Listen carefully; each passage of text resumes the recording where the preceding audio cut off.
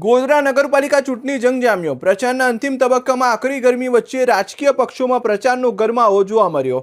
સ્થાનિક સ્વરાજની ચૂંટણીઓ જેમ જેમ નજીક આવી રહી છે તેમ તેમ રાજકીય માહોલ ગરમાયો છે।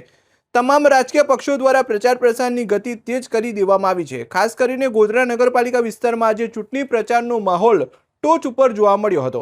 ગોધરા નગરપાલિકાની આગામી ચૂંટણી માટે હવે માત્ર ગણતરીના દિવસો બાકી રહ્યા છે, ત્યારે ઉમેદવારો દ્વારા મતદારોને રીઝવવા માટે કવાયત તેજ કરવામાં આવી છે।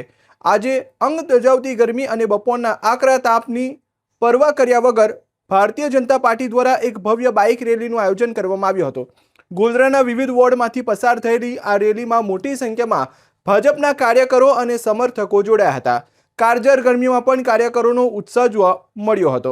રેલી દ્વારા શહેરના અલગ અલગ વિસ્તારોમાં જઈને ઉમેદવારોએ પ્રચાર કર્યો। વિકાસના કામો અને સ્થાનિક સમસ્યાઓના ઉકેલના વાયદા સાથે ભાજપના ઉમેદવારો મતદારો સુધી પહોંચ્યા હતા। હવે જોવાનું એ રહેશે કે આ આખરી ગરમીનો આક્રમક પ્રચાર મતદાનના દિવસે કેવા પરિણામો લાવે છે।